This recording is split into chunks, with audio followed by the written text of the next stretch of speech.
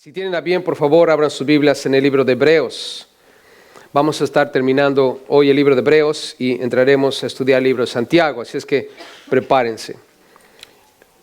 Leyendo de antemano el libro de Santiago. Hebreos capítulo 13, por favor, y vamos a estar partiendo del versículo 10. Vamos a continuar con el tema, nuestro deber como cristianos. Nuestro deber como cristianos. Hebreos 13, del 10 al 25, en la segunda parte de este tema.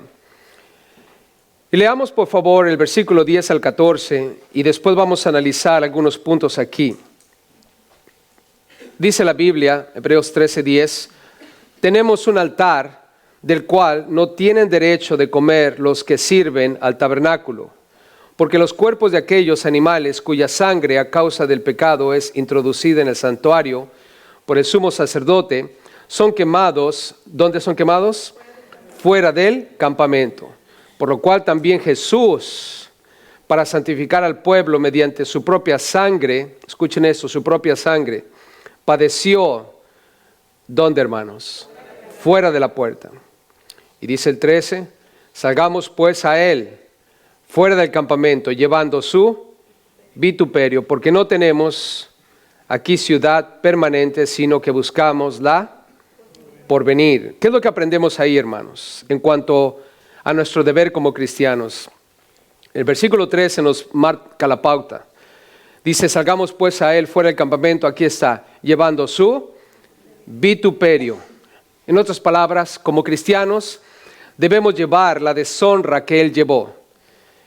El oprobio, la humillación. Jesús, hermanos, sufrió en la cruz por nosotros. Él fue humillado, fue deshonrado, sin culpa. Él era inocente. Nosotros somos culpables, hermanos. Nosotros somos los que debimos haber llevado el vituperio, la deshonra, el oprobio, la humillación, hermanos. Pero Él llevó todo eso por nuestro pecado en la cruz. Y si alguien te pregunta, ¿cuál es tu deber como cristiano? Aquí dice claramente el versículo 13 que debemos llevar su vituperio. En otras palabras, vamos a experimentar en el mundo desprecio porque somos cristianos. ¿Alguno de ustedes ha sido despreciado por ser cristiano? ¿Han sido humillados por ser cristianos? ¿Avergonzados? ¿Rechazados? Es algo que nosotros debemos llevar. Jesús nos advirtió que seríamos despreciados. Escuchen lo que dice Juan capítulo 15, versículo 18 al 20. Si el mundo os aborrece, Jesús hablando, sabed que a mí me ha aborrecido antes que a vosotros. Si fuerais del mundo, el mundo amaría lo suyo, pero porque no sois del mundo, antes que yo os elegí del mundo, por eso el mundo os aborrece. Acordaos de la palabra que yo os he dicho. El siervo no es mayor que su señor. Si a mí me han perseguido, también a vosotros os perseguirán. Si han guardado mi palabra, también guardarán la vuestra. Jesús claramente nos dijo, hermanos, que si somos de Dios, vamos a ser aborrecidos por el mundo. Yo no puedo agradar al mundo, ni debo buscar agradar al mundo. Si soy hijo de Dios, es imposible. Y hermanos, quiero poner esto en tu corazón. En el trabajo, en la casa, en cualquier lugar donde tú te encuentres, no busques comportarte como se comporta el mundo, como se comporta una persona que no tiene a Cristo en su corazón, como se comporta una persona que no es hijo de Dios. No busques hacerlo, hermano, hermana, solo por agradar al mundo, para que no te humillen, para que no te deshonren, para que no se burlen de ti. Es imposible, si tú en verdad eres hijo de Dios, tratar de agradar al mundo. Lo que tú y yo debemos hacer es comportarnos como lo que somos, hijos de Dios. No debe preocuparnos que se burlen de nosotros. Debemos llevar el vituperio de Cristo. Ahora, consideremos el por qué, hermanos. ¿Por qué debemos hacer esto? Llevar la deshonra que Él llevó. Miren el versículo 10. Hay un altar, dice ahí, el cual no tiene derecho de comer los que sirven en el tabernáculo. Versículo 11. los cuerpos de aquellos animales, está hablando de un sacrificio, cuya sangre a causa del pecado, nota, es introducida ¿dónde, hermanos? En el santuario. ¿Quién introducía esa sangre? El sumo sacerdote. Y dice que era quemada, ese sacrificio era quemado fuera del campamento. Había un día, hermanos, dentro de los rituales y ceremonias, y hasta el día de hoy los judíos celebran este sacrificio. Y es el sacrificio que conocemos como Yom Kippur. Es probable que en algún momento ustedes hayan escuchado ese sacrificio o esa celebración que el pueblo de Israel hace, Yom Kippur. Y en esta celebración, hermanos, que en español sería como el día de la expiación, el sumo sacerdote tomaba 2 cabritos y uno era sacrificado. Y la sangre de ese cabrito sacrificado era llevada dentro del santuario y era vertida en el lugar santísimo sobre el arca del pacto. Era algo que tenían que hacer. Y esa sangre cubría el pecado. Después, el otro cabrito era sostenido por el sumo sacerdote fuera del santuario, en un lugar desértico. Y el sacerdote confesaba los pecados del pueblo. Y después de hacer esa confesión, el sumo sacerdote dejaba ir el cabrito y tenía que huir por el desierto. Uno moría y el otro era soltado en el desierto después de que los pecados eran confesados, y escapaba, huía y era ahuyentado de manera que nunca más lo volvieran a ver.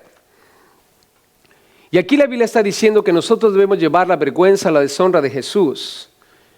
Y nos habla de ese sacrificio de Yom Kippur donde 2 cabritos tomaban lugar.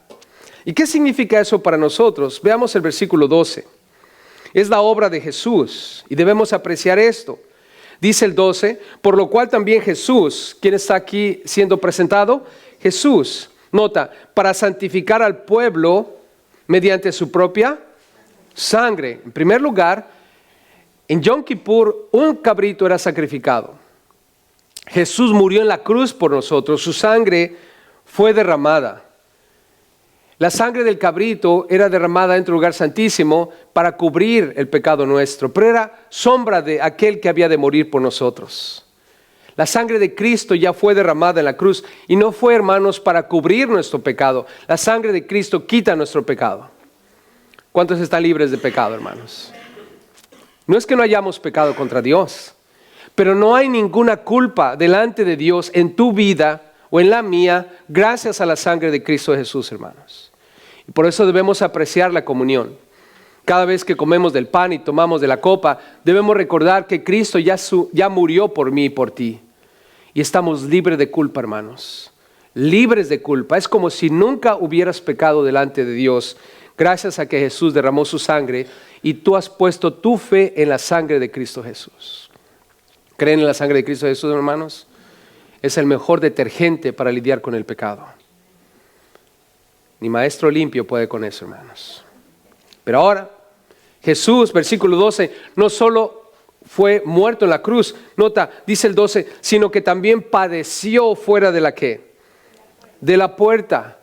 Jesús murió fuera de la ciudad, hermanos.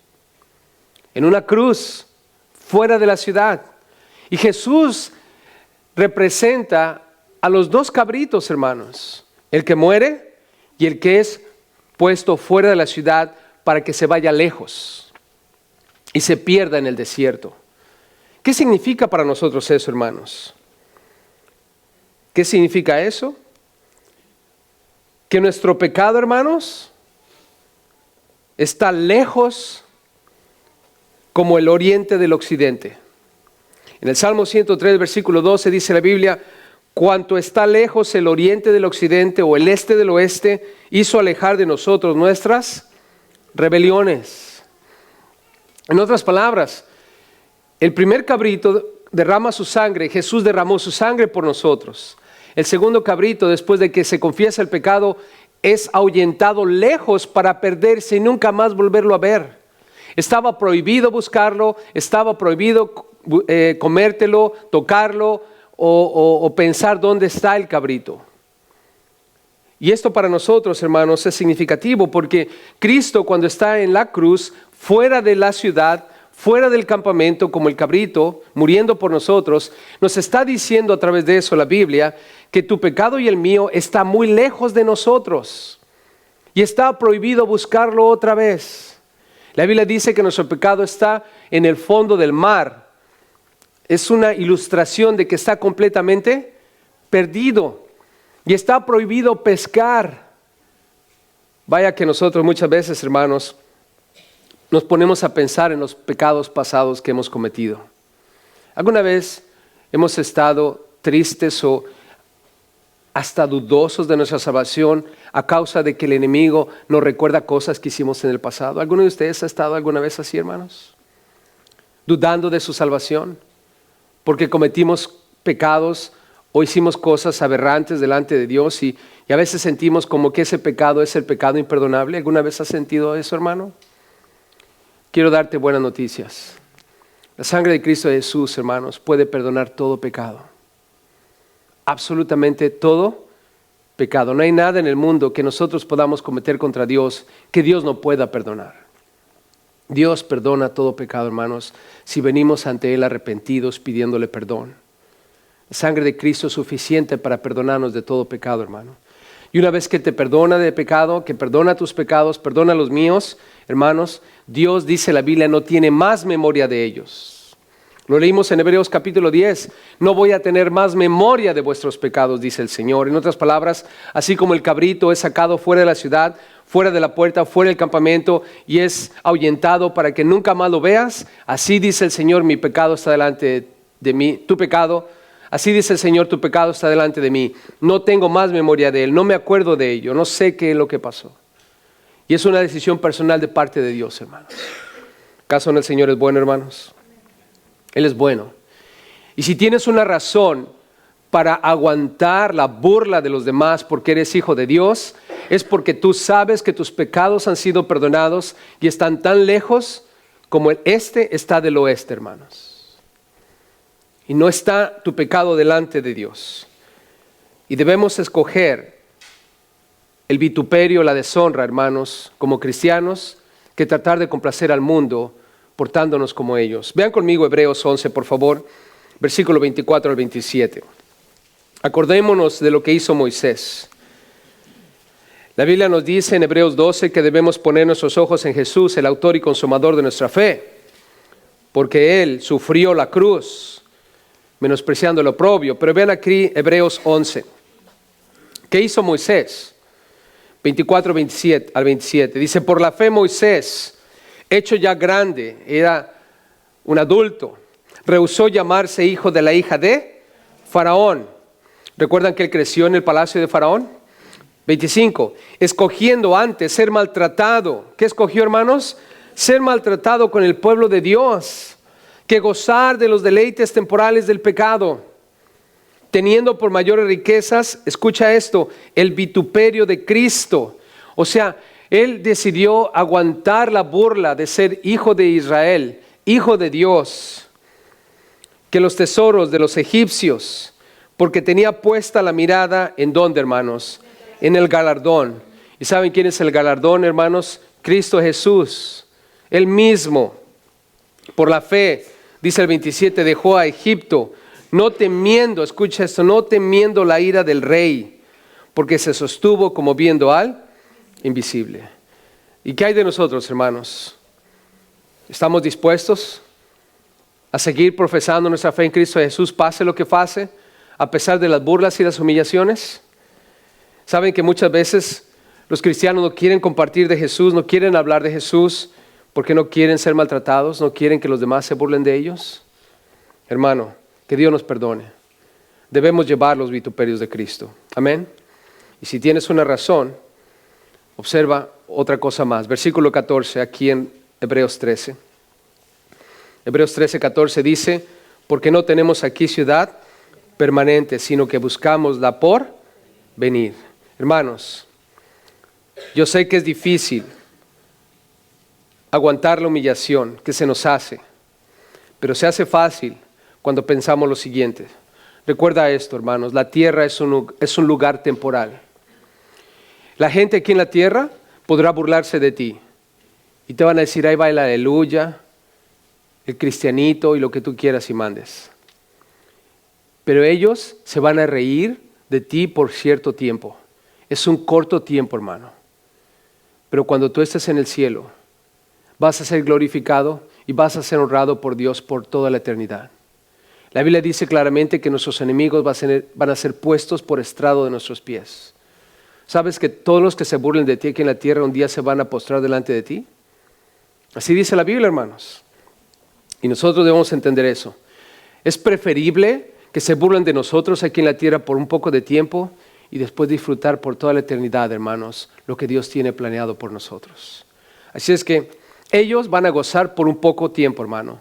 Pero si no se arrepienten van a terminar algo de fuego y azufre en el infierno, apartados de Dios para siempre. Así es que no nos avergoncemos del Señor. Amén.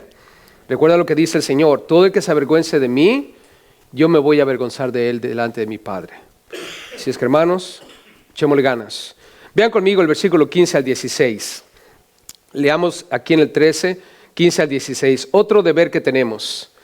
Dice la Biblia, así que, siendo que ya entendemos que debemos llevar la deshonra por causa de Cristo, ofrezcamos siempre a Dios, por medio de Él, sacrificio de alabanza, es decir, fruto de labios que confiesan su nombre.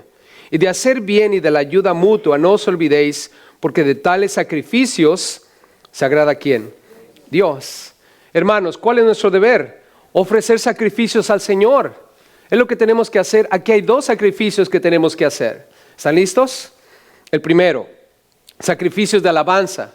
En el versículo 5, claramente ahí dice, sacrificio de alabanza. ¿Están conmigo? ¿Están conmigo ahí? Versículo 15 dice sacrificio de alabanza.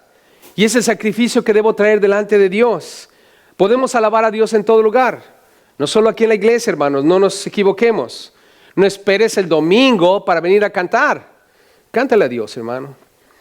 Estoy seguro que muchos de ustedes en sus radios tienen estaciones donde hay alabanzas al Señor. O en sus teléfonos. Yo he escuchado a algunos de ustedes que ponen su teléfono cuando están trabajando. Algunos hermanos vienen aquí a la iglesia a ayudarnos a trabajar haciendo cualquier cosa y los veo que ponen sus teléfonos en música cristiana y mientras están trabajando están escuchando cantos. Hermano, eso es bueno. Y alabar, hermanos, implica dar gracias. Cuando cantamos, quiero pedirte algo. Pon atención a lo que estamos diciendo y da gracias a Dios. Da gracias a Dios. La palabra alabar, hermanos, aquí implica el cantarle a Dios, pero con gratitud. ¿Y acaso no es verdad que necesitamos darle gracias a Dios por todo lo que Él ha hecho, hermanos? ¿Dónde estaríamos hoy si no hubiera sido por el Señor, hermanos? Si tienes salud en este momento, dale gracias a Dios. Si tienes paz económica, dale gracias a Dios. Si tienes paz emocional, dale gracias a Dios. Si tienes paz espiritual, dale gracias a Dios. Y aún cuando estemos en problemas, demos gracias a Dios.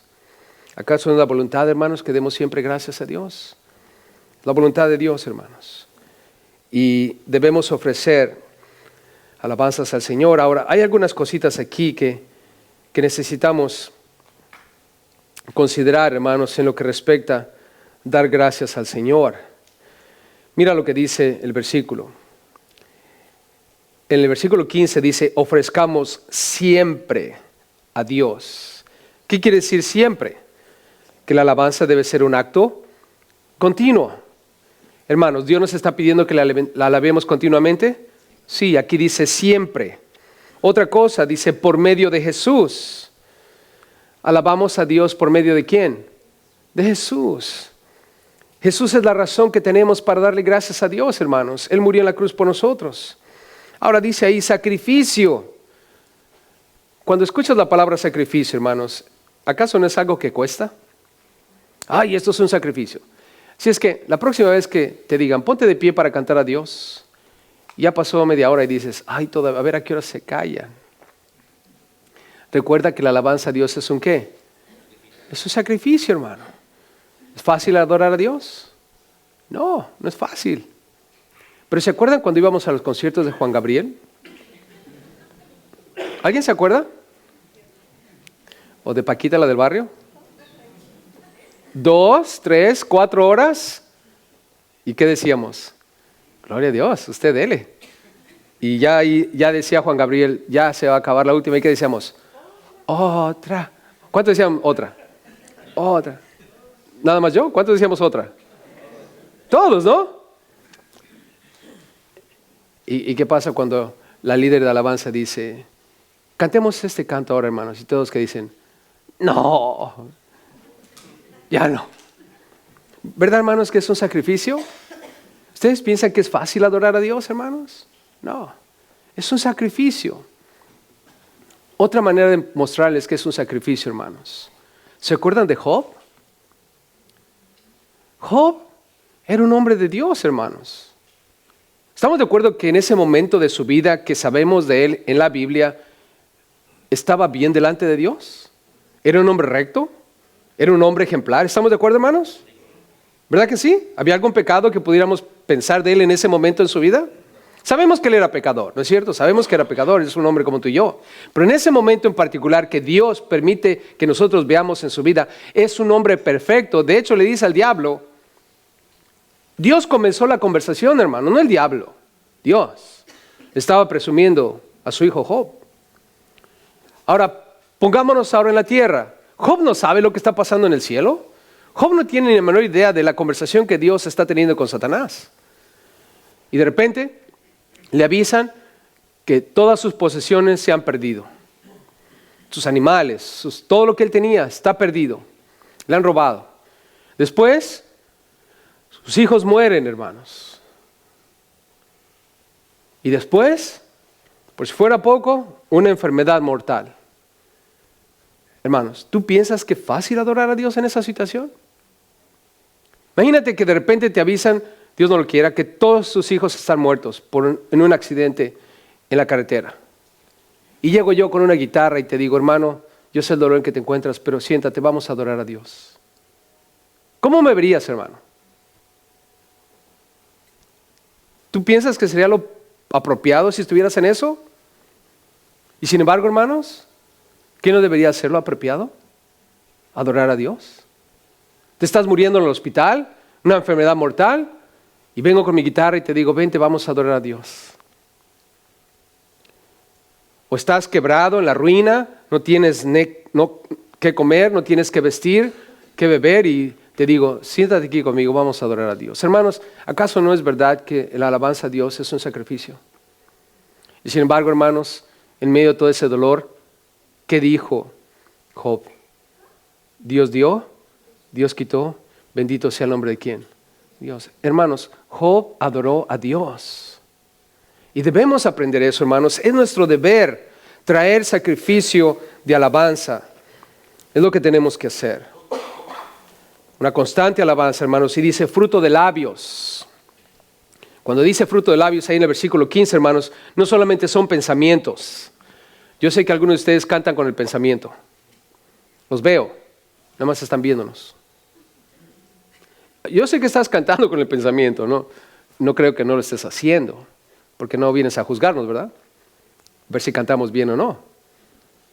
Pero cuando dice aquí fruto de labios, hermanos, ¿sabes lo que eso quiere decir? Palabras. Palabras. Tenemos que hablar, tenemos que expresar con nuestros labios, con nuestra boca, hermanos, con palabras lo que hay en nuestro corazón. Y es el mejor momento, hermanos. Si alguien te pregunta, ¿por qué razón en la iglesia cantamos? Es porque la Biblia dice que nosotros debemos traer ¿qué? Sacrificios de alabanza, fruto de labios. Otra cosa más, hermanos, hablando de ofrecer sacrificios al Señor. Otro sacrificio más. Versículo 16, sacrificios de bondad. Mira lo que dice ahí. Hacer bien y la ayuda mutua. Escucha esto, no te olvides. Nueva Versión Internacional dice, compartir con otros lo que tienen. Hermanos, ¿verdad que es un sacrificio compartir lo que tenemos?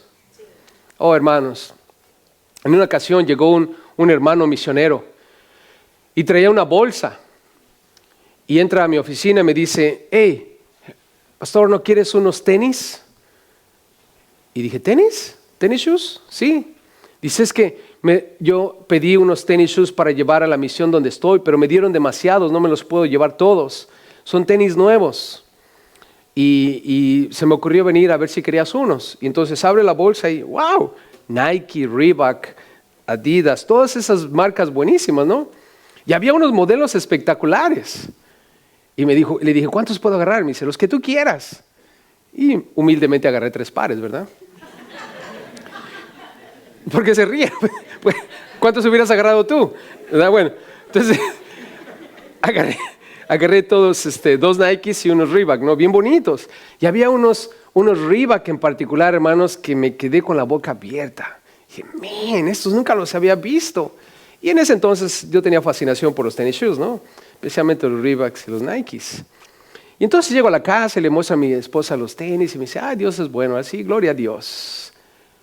Y esos tenis Reebok en particular no me los ponía mucho porque no quería que se ensuciaran y quería siempre verlos bien bonitos, ¿no? Era solo por ocasiones especiales. Y un día llega un cuñado a visitarme de México. Y ya, ¿verdad? Estamos allí en la casa, que esto y que lo otro, y me pongo mis tenis Reebok para impresionar. Y de repente me dice, wow, esos tenis están padrísimos. Como dicen en el DF, están bien cañón, ¿verdad? Y cuando dijo eso, el diablo me dijo, no le hagas caso. Esos tenis están feos, allá se los van a robar, no se los regales. Allá le van a bajar hasta la vida por esos tenis. Pero ustedes saben lo que el Señor me estaba diciendo, ¿verdad que sí? ¿Y qué creen que hice?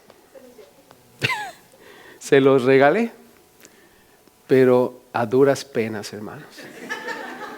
Saben, yo personalmente creo que no voy a recibir premio por eso. Yo creo que eso fue madera, heno y hojarasca. Porque realmente se los di porque el Señor me impulsó y me hizo una llave de cochinito para atrás. Pero yo no quería, hermanos. Yo no quería darle mis tenis. ¿Verdad que es un sacrificio, hermanos? ¿Verdad que es un sacrificio? Ya, ahora, Dios me convenció de pecado. No crean que fue fácil. Toda la noche pasé pensando en eso, no pude dormir. Tuve que hacer hasta un ayuno para saber si era la voz de Dios, dárselos o no. Fue intenso, hermano. Ustedes se ríen, pero fue intenso, hermanos. Fue algo intenso en mi corazón. Y tú dices, ay, pasaron unos tenis. Yo sé que también te ha pasado. Y por cosas más insignificantes. Pero es así, hermanos. Y es la horrible realidad de que nosotros no hay nada bueno, hermanos. Y por eso Dios dice aquí, mira, yo ocupo que te ocupes en este gran deber. Y es sacrificarte. Número 1, en la alabanza, pero en segundo, sacrifícate haciendo el bien y de la ayuda mutua no te olvides. No te olvides. Y hermanos, al final del día se los regalé, como ya les dije, y yo sé que Dios me va a recompensar, pero créemelo, yo creo que no va a ser una completa recompensa, hermanos. Porque había una actitud horrible en mi corazón. Aunque por fuera todo estaba bien, se los di sonriendo y todo lo que tú quieras y mandes. Y una vez que lo visité le dije, ¿dónde están los tenis? Pero hermano, observa esto, dice el versículo 16, de tales sacrificios, ¿qué, hermano? ¿Cuántos de ustedes junto conmigo quieren agradar a Dios? ¿Queremos agradar a Dios? No se te olvide esto, hermano. La próxima vez que estés aquí, en este servicio, o en cualquier otro servicio, o en la calle, recuerda que Dios se agrada que le alabes. Prende el radio y alaba a Dios. Aquí junto con nosotros, cuando digan, vamos a adorar a Dios, ponte de pie. Tú sé el primero en levantarte. Y hermano, aplaudamos con ritmo, sin ritmo, tú aplaude a Dios. Cantemos entonados, desentonados, tú canta a Dios. No importa quién está aquí enfrente, sea Bichelli o quien sea. No importa, hermano, tú canta a Dios. ¿Por qué? Porque de tales sacrificios, ¿qué? Se agrada a Dios. Y cuando estemos ayudando a alguien, hermano, recuerda esto. Dios se agrada de lo que estás haciendo, de lo que yo estoy haciendo. Continuemos aquí, hermanos. Versículo 17, por favor. Leamos lo que dice allí el versículo 17. Otro deber más. Dice la Biblia, obedeced a vuestros pastores. Como que ya me gusta, Obedeced a vuestros pastores y sujetaos a ellos. Y aquí es donde no me gusta mucho. Porque ellos velan por vuestras almas como quienes han de dar cuenta, para que lo hagan con alegría y no quejándose, porque esto no os es provechoso. Hermanos, ¿qué deber tenemos como cristianos? Respetar la autoridad del líder espiritual. ¿Estamos de acuerdo? Ese es nuestro deber. Ahora, yo tengo el privilegio, hermano, de ser una autoridad espiritual aquí en la iglesia. No tengo que anunciártelo, no tengo que andártelo recordando, ni tengo que mandarte un email o un texto para decirte que yo soy una autoridad espiritual. Creo que todos lo entendemos, ¿verdad que sí, hermano? Ok, entonces, ese es el deber tuyo y el deber mío sobre aquellos que están como autoridad mía. Tengo que obedecerlos y tengo que sujetarme a ellos. Ahora, hermanos, esto no es fácil, porque lamentablemente muchos líderes espirituales hemos abusado. ¿Verdad que sí, familia? ¿Sí o no? Sí, hemos abusado. Hemos abusado de nuestra autoridad y hemos hecho cosas atroces. Y por eso a veces la gente dentro de la congregación, dentro de las iglesias en general, no obedecen o no se someten a raíz de que no tienen una plena confianza en el líder, por todo lo que han visto, lo han vivido. Y estoy seguro que aquí hay personas en nuestra iglesia que huyeron de otra iglesia, porque el líder espiritual de la otra iglesia no se comportó apropiadamente. Y estoy seguro, si tú vas a las iglesias de alrededor, que vas a encontrar gente de nuestra iglesia. ¿Y por qué se fueron? Porque el líder no se comportó ¿qué? Apropiadamente. ¿Acaso no es la verdad que tenemos a nuestro alrededor, hermanos? ¿Sí o no? Sí, así es. Así es, hermanos. Pero recuerda algo. Debemos obedecer y debemos sujetarnos. El líder espiritual debe recordar esto, y solo quiero presentar esto porque yo soy líder espiritual. Y claro que espero obediencia y sujeción. La palabra sujeción en realidad es respeto. No es como que ustedes son mis esclavos, no es la idea, hermanos. La palabra sujeción es la misma palabra que usamos para la esposa. ¿La esposa es una esclava? No, que ni Dios lo mande. Lo que la Biblia está pidiendo a la esposa es respeto al marido, respétalo, hónralo. Y de la misma manera, cuando hablamos de sujeción aquí, hermanos, estoy esperando que me respeten, ¿verdad? Y de la misma manera yo lo voy a respetar, pero de esta manera. Observen, esto está en Mateo 20. Mateo 20, 25 al 28, Dios hablando con los líderes espirituales de la iglesia. Y solo quiero presentar esto para que ustedes entiendan que yo tengo una responsabilidad y espero en Dios que yo pueda hacer esto para que ustedes puedan obedecerme y sujetarse de una manera fácil. Y en la medida que yo complique esto, voy a hacer que ustedes duden en obedecer y sujetarse.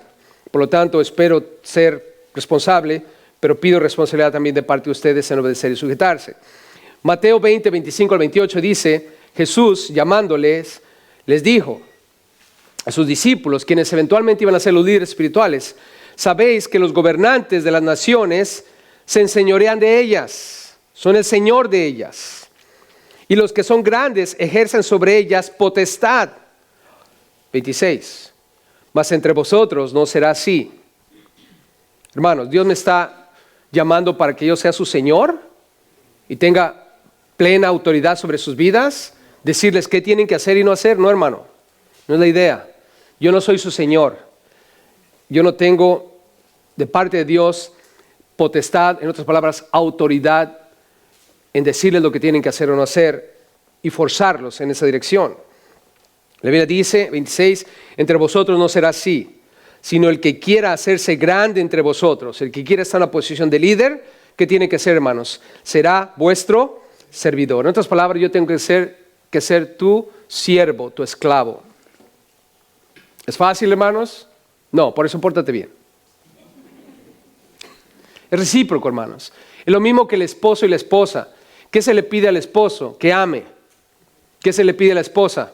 Que respete. Mira, entre más el varón ama, ¿qué pasa con la mujer? Más respeta. ¿Acaso no es fácil respetar a alguien que te ama? Pero, ¿qué pasa cuando la mujer eleva su grado de respeto? ¿Será fácil amarla? Claro, es algo recíproco, hermano, es algo que Dios diseñó, que es hermoso y maravilloso. Ahora, no estoy esperando que ella me respete más para yo amarla más. Ni ella debe estar esperando que yo la ame más para que me respete más. ¿Qué es lo que tenemos que hacer? Yo debo amarla lo más que pueda, hasta lo imposible, para que ella me respete hasta lo imposible. Pero ella tiene que buscar respetarme hasta lo imposible para que yo pueda amar hasta lo imposible. O sea, cada quien enfóquese en lo que tiene que hacer. ¿Estamos juntos? Y todo se da solo. Ahora, en el caso del líder congregante, entre más yo te sirva a ti, más fácil va a ser para ti obedecerme y sujetarte. Y de la misma manera, entre más me obedezcas y te sujetes, es más fácil para mí servirte. Enfócate en lo tuyo y yo me enfoco en lo mío. Amén. Ahora, noten, estoy leyendo Mateo todavía. El versículo 27 dice, y el que quiera ser el primero entre vosotros será vuestro siervo. Si quieres ser grande y primero, tienes que servir. 28, como el Hijo del Hombre no vino para ser servido, nota, Jesús no vino para servir, Jesús no vino para ser servido, sino para servir y para dar su vida en rescate por muchos. ¿A quién vino a servir Jesús? Vino a servir a Dios, porque Él dio su vida por nosotros. Y claro que nos sirvió también a nosotros, como seres humanos. Así que, hermanos, ¿estamos claros cuál es el deber de la congregación? Para con el líder, tiene que obedecerlo y tiene que sujetarse, o sea, respetarlo. Pero el líder, no te olvides, debe servir. Y esto lo digo para que nosotros los líderes pongamos las pilas. Regresemos a Hebreos, por favor, el capítulo 13. Otra cosa que quiero compartirles son en cuestión de respetar la autoridad del líder espiritual. Dice ahí el versículo 7, el por qué debemos obedecer y sujetarnos, hermanos. Dice ahí, ellos velan por vuestras almas, como quienes han de dar cuenta. Wow, eso está difícil, hermanos. ¿Saben que yo voy a dar cuenta por cada uno de ustedes? Y eso está difícil, hermanos. Porque imagínense, dar cuentas por mi vida, luego dar cuentas por mi esposa, y dar cuenta por mis hijos, y luego dar cuenta por todos ustedes. ¿Ustedes creen que va a ser fácil, hermanos? Así es que pórtense bien, por favor. Hermanos, por favor, imagínense. Dios me va a llamar a cuentas, ahí dice, ¿no? Mira, mucha gente quiere ser líder, quiere ser pastor, y muchos quieren tener una iglesia de 10,000 personas, de 100,000 personas, y no estoy en contra de eso. Si Dios quiere darnos 100,000 personas, gloria a Dios. Pero ¿tú crees que va a ser fácil? Cuando yo esté enfrente de Dios, ok, te di 100,000, te di 5,000, a ver, siéntate porque va para largo esto. ¿Ustedes piensan que va a ser fácil, hermanos? Hermanos, debe haber temor y temblor en cada uno de nosotros como líderes. La gente a veces me dice, pastor, usted se pone nervioso cuando está enfrente, hermano. Yo me pongo nervioso desde que piso la iglesia. ¿A poco sí? Le digo, sí, hermano, es que tú no entiendes. No se trata nada más de pararte y hablar. Cada cosa que yo estoy diciendo, cada situación que yo te estoy enseñando, si no va de acuerdo a la palabra de Dios, hermano, si no va de acuerdo a lo que Dios dice, estoy en problemas. ¿Ustedes piensan que es fácil, hermanos? No. Por eso pórtense bien, hermanos, y respeten. Por favor, hermanos, mira, atención, para que cuando yo llegue delante de Dios, hermanos, sea fácil todo. Sea fácil todo. Ahora, nota el versículo 17 al final, algo interesante allí. Dice ahí, obedece y sujeta tu vida a ellos para que lo hagan con alegría y no quejándose. Hermanos, siempre debe haber una actitud de gozo y no de queja. Ahora, me he encontrado a mí mismo, hermanos, a veces quejándome delante de Dios de alguno de ustedes. Pero estoy seguro que también ustedes han estado quejándose delante de Dios de mí. Y debemos tener cuidado con eso, hermanos. Debemos servir siempre a Dios con alegría. Yo como líder, hermano, tengo que buscar cuidarme de no caer en quejarme y hablar delante de Dios, buscando que Él me ayude para que yo sea un buen líder y para que tú seas un buen hijo de Dios. De manera que tanto tú como yo siempre estemos alegres, siempre estemos contentos. Hermanos, no hay peor cosa que escuchar a alguien que siempre está quejándose. Y este pastor, y este, y aquel, y están quejándose todo el tiempo. Y no hicieron esto, y no hicieron aquello. Y mira cómo dejaron esto, y mira cómo dejaron aquello. Y ese hermano no hace lo que, y este tampoco hace aquello. Y dices, oh Dios mío, ayúdanos. Porque esa señora quejitas que siempre está ahí a tu lado, o el señor quejitas, dices, wow, te contagia, hermano, y te arruina la vida, ¿no es cierto? Porque empiezas a caer en lo mismo. Porque esa persona, en lugar de ayudarte a enfocar en el gozo que es servir a Dios, te está ayudando a enfocarte en lo malo que la gente es. Y quita los ojos de Jesús y pone los ojos en la persona. Y hermano, eso es algo horrible. Arruina nuestro liderazgo, arruina el servicio a Dios. Y deja de ser un asunto de gozo y alegría al servir a Dios. ¿Sabes que mucha gente se rinde? Cuando permite que la queja entre a su corazón, se rinde a servir a Dios y lo que hace va y se sienta. Ya no quiere lidiar con nada ni nadie. Y eso, hermanos, es algo que necesitamos cuidar. La actitud debe ser una actitud de alegría, no de quejas. Amén. Así es que si te encuentras quejándote, ponle un zipper a la boquita, ¿verdad? Y pídele a Dios que te dé alegría en el corazón para servirle. Pero ¿cómo puedo ayudar yo para que ese siervo sirva con alegría? Obedeciéndolo. Amén.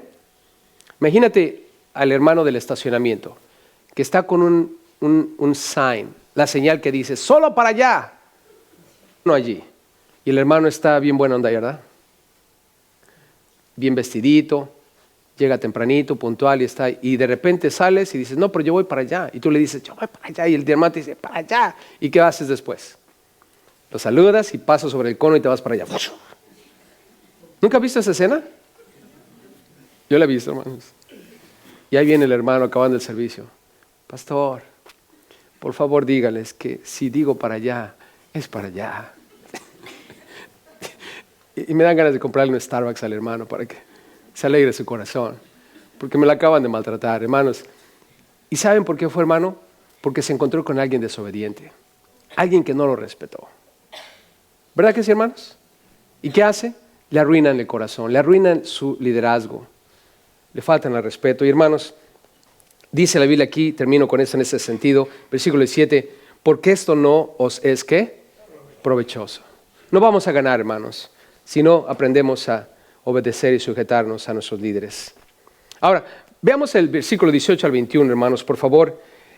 Algo interesante allí, 18 al 21. Dice, orad por nosotros, pues confiamos en que tenemos buena conciencia, deseando conducirnos bien en todo. Y más os ruego que lo hagáis así para que yo os sea restituido más pronto. Y el Dios de paz, que resucitó de los muertos a nuestro Señor Cristo Jesús, el gran pastor de las ovejas, por la sangre del pacto eterno, os haga aptos en toda obra buena para que hagáis su voluntad, haciendo Él en vosotros lo que es agradable delante de Él, por Cristo Jesús, al cual sea la gloria por los siglos de los siglos. Amén. ¿Qué aprendemos de esta sección, hermanos? Otro deber, hacer la voluntad del Señor. Observen ahí en el versículo 21. Os haga aptos en toda obra buena para que hagáis, ¿qué? Su voluntad. Mi deber, hermano, tu deber es hacer la voluntad del Señor. ¿Qué necesito yo para hacer la voluntad de Dios? El versículo 18 nos lo dice claramente. Orad, dice Pablo, ¿por quién? Por nosotros. Oren por nosotros. Noten el versículo 19. Mas os ruego que lo hagáis. Oren por nosotros. ¿Para qué? Para que yo os sea restituido más pronto. Recuerden que Pablo a veces tenía que tomarse unas vacaciones en la cárcel por la fe que tenía en Cristo Jesús. Y se metía en dificultades. Y sin embargo, Pablo les dice, miren, oren por mí para que yo sea restituido a vosotros. Pablo tenía una misión. Pablo estaba cumpliendo la voluntad de Dios. Y las dificultades arreciaban, los problemas surgían. ¿Y qué es lo que dice Pablo? Para que yo pueda continuar haciendo la voluntad de Dios, por favor, oren por mí, para que salga de esta situación. Y hermanos, si alguien te pregunta, ¿cómo yo puedo hacer la voluntad de Dios? Número 1, ora. Tu vida y mi vida de oración debe ser una vida de oración completa, satisfecha, hermanos. No 5 minutos O 3 veces al día, solo porque comemos 3 veces al día, hermanos. Tenemos que tener una vida constante de oración. Y nota, Pablo dice en el 19, os ruego que lo hagáis. Si alguien viene, hermano, y te dice, por favor, ayúdame a orar, porque estoy pasando por esta situación, o no sé qué hacer, ayúdame a orar. Hermanos, ¿qué es lo que debemos hacer si alguien nos pide que oremos por ellos? Orar, especialmente si te lo pidieron. Si alguien se me acerca y me dice, por favor, ora por mí, es porque me tiene confianza, porque cree que yo voy a orar por él, ¿no? O por ella. No creo que sea solamente una expresión, porque no tenía nada que decir. Yo creo que es una petición real. Por lo tanto, yo tengo una responsabilidad. Y Pablo dice aquí, y mira, os ruego que lo hagáis. No solamente se lo estoy diciendo, les ruego que lo hagan. No solo me escuchen y digan sí, no lo hagan. Háganlo. ¿Por qué? Porque yo no puedo pasarme todo el tiempo en este lugar. Necesito ser restituido pronto para seguir haciendo la voluntad de ¿quién? De Dios. Hermanos, la oración tiene poder. Necesitamos orar. El poder que la oración tiene, hermanos, es de gran alcance. Pero también, escucha lo que dice el versículo 20. Una cosita aquí que me interesa mostrarles. Recuerden que es la voluntad del Señor, ¿verdad que sí? Es Dios. Pregunta, ¿Dios te va a dar capacidad para hacer la voluntad de Él? Sí. Mira lo que dice el 20. Y el Dios de paz. ¿Cómo le llama a la Biblia a Dios, hermanos? Es el Dios de paz. Nota lo que dice. Dios resucitó de los muertos a Jesús. Pregunta, ¿Dios tiene poder, hermanos? Ya, tiene poder. Lo que la Biblia te está mostrando. El punto aquí es que hagamos la voluntad de Dios. Ora, porque a través de la oración vas a conectarte con aquel que tiene poder. Él resucitó a Jesús de los muertos. Y el poder que vas a encontrar es el siguiente, versículo 21. Dice, te va a hacer apto, te va a hacer capaz en toda buena ¿qué? Obra. ¿Para qué? Para que hagáis su voluntad. Hermano, el Dios de lo imposible va a hacer posible que tú y yo hagamos su voluntad. Y a veces las personas te preguntan, ¿y cuál es la voluntad del Señor? Bueno, te voy a dar algunas cosas. Primera Tesalonicenses 4:3. Primera Tesalonicenses 4:3. La voluntad de Dios es vuestra santificación, que os apartéis de fornicación. ¿Cuál es la voluntad de Dios? Que sea santo. ¿Cuántos santos hay en la casa? ¿Sí? ¿Todos somos santos? ¿No le debemos nada a nadie ni a Dios? ¿Estamos bien delante de Él? ¿Verdad que es difícil, hermanos? ¿Cuántos piensan que es imposible vivir una vida sin practicar el pecado? ¿Cuántos piensan que es imposible? ¿Verdad que sí? Hermanos, a veces yo digo, es imposible. Hermano, Dios resucitó a Jesús de los muertos. ¿Es imposible eso, hermanos? Ocupas mucho poder para hacer algo así, hermano. Hermano, ten paz en tu corazón. Es posible vivir sin practicar el pecado. Es posible, hermanos. Porque el Dios de lo imposible lo puede hacer posible en tu vida. Puede hacerte apto para ello. Lo único que tenemos que hacer es orar. Pero les ruego que lo hagamos para que podamos conectarnos con el Dios de lo imposible. Y Él te va a dar la paz que tú necesitas para estar seguro de que tú puedes vivir en santidad. Otra cosa más, la voluntad de Dios. 1 Tesalonicenses 5:18. Dad gracias en todo. 1 Tesalonicenses 5:18, de gracias en todo, porque esta es la voluntad de Dios para con vosotros en Cristo Jesús. Hermanos, dar gracias es la voluntad de Dios. Otra cosa más. 1 de Pedro 2:15. Esta es la voluntad de Dios, que haciendo bien hagáis callar la ignorancia de los hombres insensatos. Dios quiere que yo haga siempre lo bueno, lo que es correcto. Así es que, hermanos, solamente son pequeñas ideas de cuál es la voluntad de Dios. Que sea santo, que le dé gracias en todo y que haga siempre el bien. Dios puede hacerme capaz. Y al final del día, como dice el 21, cuando la gente ve que tú y yo hacemos la voluntad de Dios, Dios recibe la gloria. Versículo 21, al cual sea la gloria por los siglos de los siglos. Amén. Recuerdan que Jesús dijo, hagan obras buenas, sean luz en la tierra para que los hombres vean vuestras buenas obras y glorifiquen a vuestro Padre que está en los cielos. Cuando el mundo te vea haciendo la voluntad de Dios, Dios va a ser glorificado. Y terminamos, hermanos, con el versículo 22 al 25, una última exhortación del autor del libro. Leamos, por favor, 22 al 25, dice la Biblia: Os ruego, hermanos, que soportéis la palabra de exhortación, pues os he escrito brevemente. Sabed que está en libertad nuestro hermano Timoteo, con el cual, si viniere pronto, iré a veros. Saludad a todos vuestros pastores y a todos los santos. Los de Italia os saludan. La gracia sea con todos vosotros. Amén. Hermanos, el saludo final del autor de la carta. En el versículo 22 dice: soporta la palabra de exhortación. En otras palabras, recibe bien lo que acabamos de decir. Todos estos deberes que hemos leído en el capítulo 13, recíbelo en tu corazón, guárdalo ahí. Y luego observen el testimonio. ¿Por qué debemos dar testimonio de lo que Dios hace? Porque ayuda a los demás. En el versículo 23, Pablo les dice: Timoteo ya está en libertad. Estaban orando por Timoteo para que fuera puesto en libertad. Y Pablo está dando testimonio de que ya está libre. Y nota lo que les dice en el 23. Con el cual, si viniere pronto, ¿qué dice él? Iré a veros. ¿Acaso no nos pidió que oráramos por él? ¿Se acuerdan que estaba diciéndoles, oren por mí? En el versículo 18, oren por mí. En el versículo 19 dice, oren para que yo sea restituido pronto. Y es la idea de dar testimonio cuando Dios contesta. Por último, vean ahí en el versículo 24 y 25. Lo interesante es que Pablo dice ahí, saluda a tu pastor, a sus pastores. Quiere decir que había varios pastores, varios líderes, y a todos los santos, es la congregación. Y luego dice, los de Italia les saludan. Está hablando de los cristianos en Italia, que de alguna manera tienen contacto con los cristianos de esta carta. Y al final dice, la gracia sea con todos vosotros. Hermanos, ¿qué es lo que más necesitamos de parte de Dios? La gracia. Y el Dios de gracia, hermanos, que nos ha socorrido con esta salvación tan grande que tenemos, va a estar siempre con nosotros. Y recuerden lo que la gracia es. La gracia es recibir lo que no nos merecemos. Así es que piensa en todo lo que no te mereces y acércate al trono de gracia para el oportuno socorro, y Dios te va a auxiliar, te va a socorrer cada vez que tú te acerques a Él, porque es un trono de gracia. Te va a dar aquello que tú no te mereces, que yo no me merezco. Así es que, hermanos, confiemos en nuestro Dios. Amén.